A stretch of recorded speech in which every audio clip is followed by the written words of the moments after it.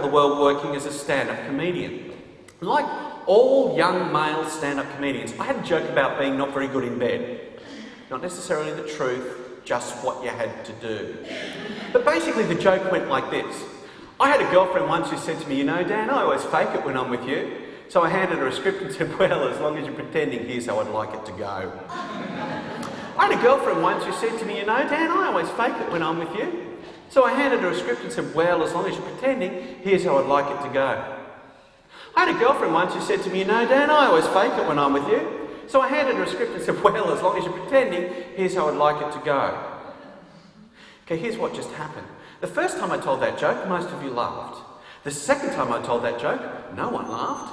By the third time I told that joke, you were all sick of it. Now that joke was one of my guarantees. It didn't matter where I was in the world, London, Amsterdam, Los Angeles, Tokyo. I told that joke every night for 3 years, and yet by the third retelling, you were all sick of it. Here's why that matters. The average human being in the first world is exposed to 3,000 formulaic communications messages a day, which means by the time they reach adulthood, 18 years of age, they have heard your favourite marketing punchline 19,710,000 times. Now, I'm not a numbers guy, but that's more than 3.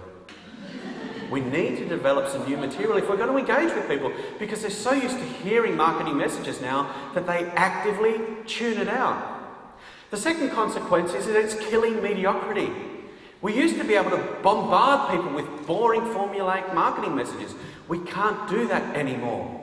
Now, the good news is people will still interact with marketing that's good.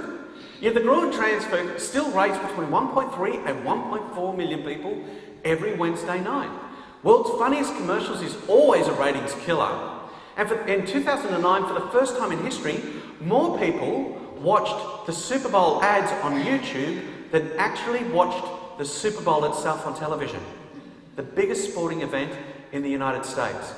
Which means the best place to buy an ad in 2009 was actually inside another ad. And the people like me who make ads should be paid more than professional athletes. I'm just seeding thoughts.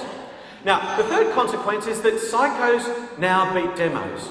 Psychographics are now more important than demographics. We used to think about communities in terms of ethnicity, in terms of income size, in terms of education level.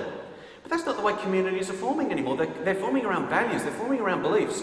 They're forming psychographically. It is now more possible for a man in his 50s to have something in common with a woman in her 20s, and not just because men in their 50s desperately want to have something in common with women in their 20s.